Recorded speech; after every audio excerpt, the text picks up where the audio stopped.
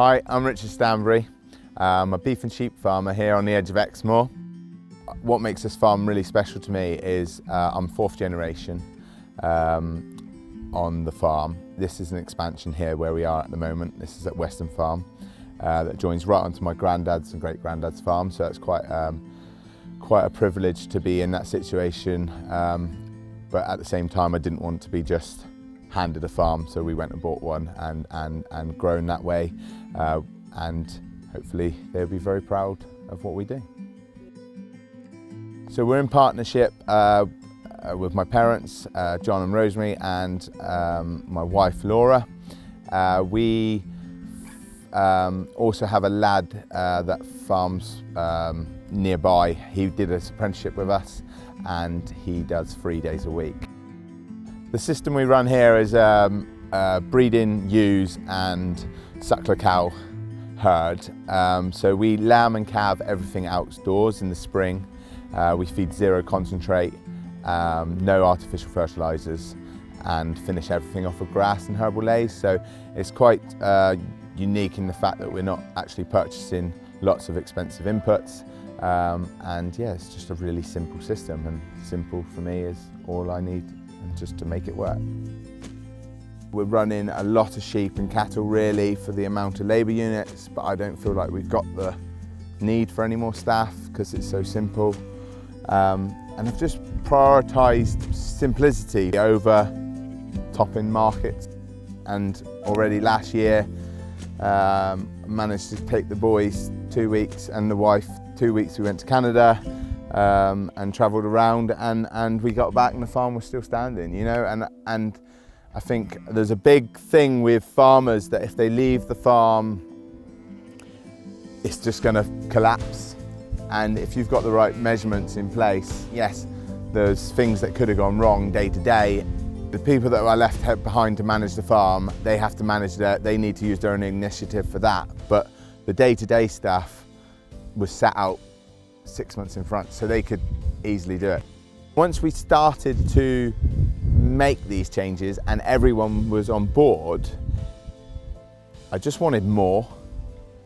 And then I saw Roots to Resilience had come up, and they had Dallas come into the workshop for the Ranching for Profit school, and so lucky to have that on our doorstep and go for it. So I booked in straight away when it came out, luckily, because I think it sold out within 24 hours in that first year. We spent 3 days there and I haven't regretted a single thing. It was so beneficial.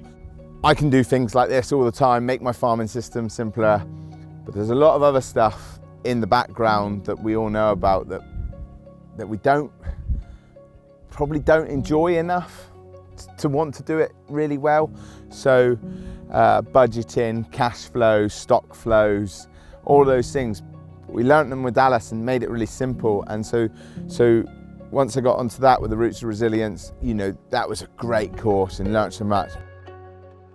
There was a bit of standout and almost like a light bulb moments with like how he was talking about the cattle, taking the cattle on too long and keeping cows too old, and they were costing us too much money on farm. And then I went back and kind of looked into our age of cow, how the growth rates reduced down at that sort of age. So we're now like looking at any cows. We're not going to go quite to Dallas's. I think he was getting rid of cows at around 8, but we're thinking around 9, 10 years old. They've had their best. We'll shift them on and hopefully someone will buy them. There was the next one with Jason Roundtree, which I've kind of already done similar things on the farm, but there's things I pick up. I don't go to an event now to change my whole system. I go to it to hopefully, one, have a bit of confidence boost that I am doing it right, but also learn new things. And as long as I've come back with 2 or 3 new things that I can implement on my farm, I'm very happy. During the workshops, we were in with farmers and that were all like-minded, and definitely got a sense of community within the workshops. We've got our own WhatsApp groups that we keep in contact with each other. We've done things that we almost turn into like board of management. So the problem with farms, we're kind of like our own little bubble to put things on the table and have fresh eyes. people that you trust. They're very like-minded people, and they get it. You can go to them with a problem that you've encountered over the last 6 months, and I just can't see how I can get out of that system and how I can change it. I tell them my problems for 10 minutes, then they have a meeting, what could be done, or ask me questions for 10 minutes, and then they speak about my system in front of me for 10 minutes, and then we kind of have a summary. So in that 40 minutes, that problem, we've had a board of management basically, which a farm doesn't have. And then it's up to you then, it's back to you. And I would say I've implemented everything that I've felt that I needed to. I had a problem with working on the business. I was always working in the business too much. We all enjoy working in the business, but they're the £10 an hour jobs really. By making yourself do the work on the business, spend more time, couple out, and by working on your business for those couple of hours, that week runs more smoothly. We took a lot away from the workshops, and one would be the budgeting and the cash flows. So we'd now do cash flow and a budget of what we're going to sell, what we're going to buy quarterly, and then we do a review quarterly how much we've gone over budget or under budget. So like last quarter we knew exactly I overspent on repairs, I underspent on feed, and we underspent on labour I think, and machinery we overspent. So yeah, by having that knowledge that we could say, well, you've still got to be accountable, but some things like with vaccines then, if there's a disease that we have to, I budgeted 4,000 say for medicines, and then all of a sudden a blue tongue vaccine costs you 10,000, you can look back on that quarter and see where you went wrong, but also you need to then say like, oh, actually we need a bit of fat in the tank. And so for the next 6 months, if we over budget for like an emergency fund almost, that you've got a 10 or 15 or 20,000 spare for problems in your budget. So taking those lot of things through, I think we learned pretty much all of that through from Dallas's course. You've got to make your farm as resilient as possible, and there's things that you pick up that you probably don't think about until it's too late. Whereas by learning how to deal with those things or open your eyes to what could go wrong, you can be 2 weeks, 3 weeks, 4 weeks in front of an actual problem. Mindset is the key to any really good business. I think if you're going to push forward, you need to have your mindset open to change, and because everything changes, no year's the same, but you can prepare yourself for the changes that are going to implement throughout the year. By understanding what's going on in your books for the next 12 months in advance, instead of getting to your accountant 18 months after and say, oh, you made a loss.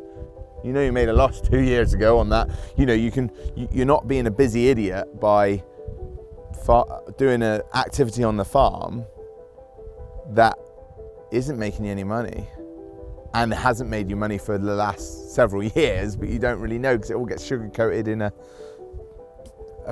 accountant's set of accounts. It's not a true likeness of your day-to-day, and that's where we learn on the course, is that how to split that down and what's what, and the likes of opportunity rent then. So okay, we own the farm or some of the farm, some we've got mortgage on, so you can't really double that down, but the opportunity rent on the owned land, if we rented that out, what could we get for that? So then you kind of need to run that as a cost in your business, whereas I think a lot of farms like, well, we own the farm, we don't own no mortgages, so if we make money it's all right, and if we don't it's all right. So, and that mindset is not very forward focused, and I don't think you'll ever get very far in business without knowing your figures.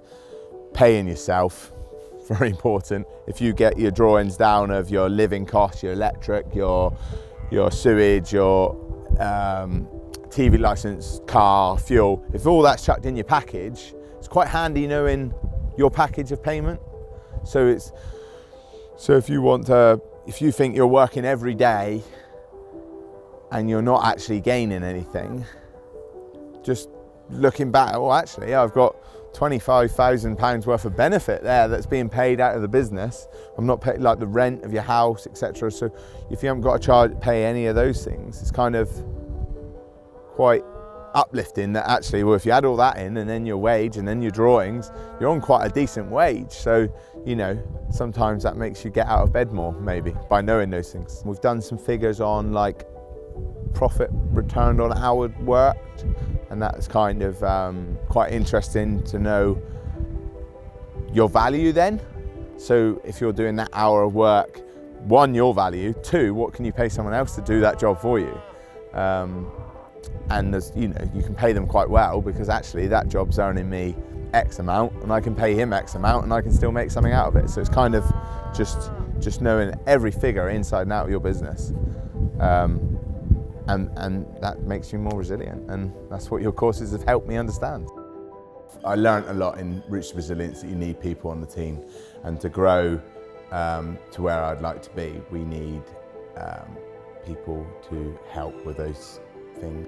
I think if you want people to work for you that put their heart and soul into it, you've got to give them more than a wage. As much as you want it to work, you need them to be invested. And I think that is something I kind of learnt through Roots to Resilience. I couldn't emphasise enough to encourage people to take part in Roots to Resilience. It's so beneficial.